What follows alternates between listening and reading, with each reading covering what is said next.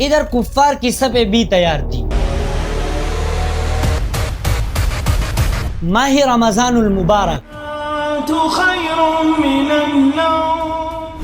Date 17 اور Friday, ایک طرف اسلام جو صرف 313 اور دوسری طرف کفر جو 1000 لشکر کے ساتھ تھے، اور اس دن کو قرآن میں بھی یوم الفرقان کہا گیا ہے، دا ڈے آف کرٹیریا۔ بس اور عدی رضی اللہ عنہما کو جیسے ہی پتہ چلا کہ ابو سفیان کا قافلہ ضرور آنے والا ہے، تو وہ اپنے اونٹوں پر سوار ہو کر سیدھے رسول اللہ صلی اللہ علیہ وسلم کی خدمت میں حاضر ہوئے اور سارا واقعہ بیان کیا جو انہوں نے سنا تھا۔ اس کے بعد ابو سفیان اس مقام پر پہنچے مسلمانوں کی فوج کی خبر لینے کے غرض سے، اور وہاں مجدی بن عمر سے پوچھا کہ یہاں تم نے کسی کو آتے جاتے دیکھا ہے؟ تو اس نے کہا کسی کو تو نہیں دیکھا ہے، لیکن صرف 2 گھڑ سوار آئے تھے، انہوں نے اپنے اونٹوں کو بٹھا کر پانی پلایا اور مشکیزے پانی سے بھر کر چلے گئے۔ تو ابو سفیان تیزی سے اس جگہ پر پہنچے جہاں بس اور عدی رضی اللہ عنہما نے اپنے اونٹوں کو بٹھایا تھا۔ تو ابو سفیان نے وہاں دیکھا کہ اونٹوں کے کچھ لید پڑی ہوئی تھی،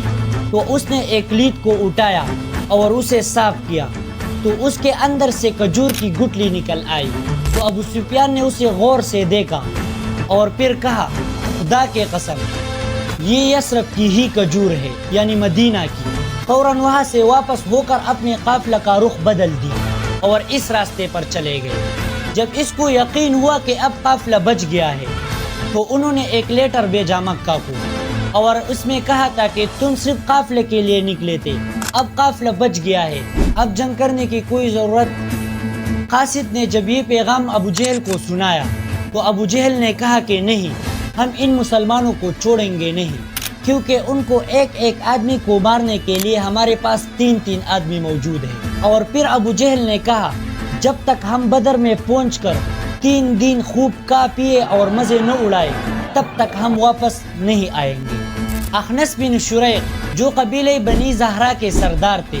ابو جہل سے کہا کہ تم صرف قافلے کی حفاظت کے لیے نکلے تھے، اب قافلہ بچ گیا ہے، اب جنگ کرنے کی کوئی ضرورت نہیں ہے۔ قبیلہ بنی زہرا کے تمام لوگ اپنے سردار کے کہنے پر سب واپس ہو گئے، اور قبیلہ بنی زہرا میں سے کوئی شخص بدر میں شامل نہیں ہوا۔ بنو زہرا کے علاوہ بنو ہاشم نے بھی چاہا کہ ہم جنگ کے لیے نہ جاتے، اور بعض لوگوں نے یہ بھی کہا تھا کہ جب ہمارا قافلہ بچ گیا ہے